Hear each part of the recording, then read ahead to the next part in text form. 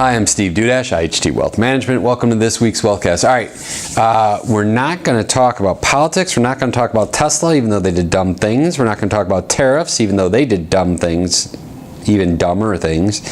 We're not going to talk about entitlement reform, even though I think that might be the next dumb thing government's going to work on. We'll see. But what we are going to talk about is some financial planning stuff, which I know isn't the most exciting thing in the world, but it's something that for a segment of you should really hear. And specifically, this came up earlier this week.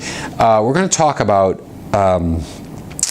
in-service 401k withdrawals and what that means, and other options. What this means is any of you who are over 59 and a half and have money at a 401k that they're still employed at, you can actually take that money out of your 401k and put it into your own IRA.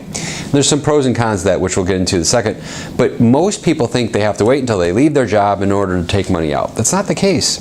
A lot of companies, not all, but many companies, you can actually take money out of your 401k after age 59 and a half and put it in an IRA without paying any taxes or penalties, which can give you the option of more investments, a lot of different types of investments. The 401ks that you guys have, that I have, it gives you like 20 or 30 options usually, and you have to pick from there. And those options are designed to appease everyone from the 18-year-old to like the 80-year-old within that company. So there's only a handful that ever apply to you, no matter who you are.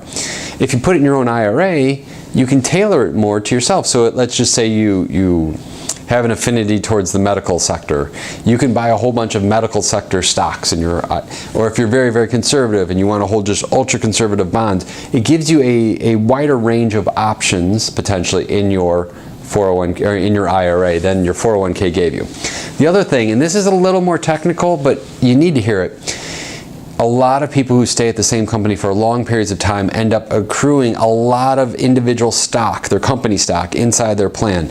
There's actually a way when you leave the company to take that stock part and instead of rolling it into an IRA, you can actually roll it into a non-retirement account. Now, yes, you're going to pay ordinary income tax on a big chunk of it, but it's going to give you the ability to pay capital gains instead of ordinary income, which could be a lot lower for some of us, on the gains of that stock.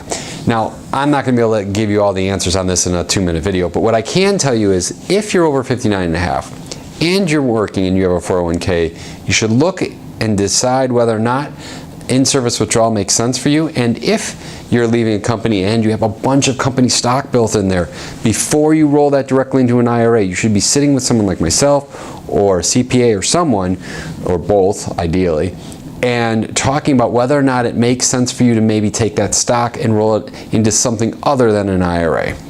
I know we went through a lot. I know the financial planning stuff isn't always the most fun, but if you're in those situations, let's talk. So give me a call. Have a nice weekend, and hopefully next week we're talking about the good things that the government did and not what they tried to screw up this week. Have a nice weekend. Bye.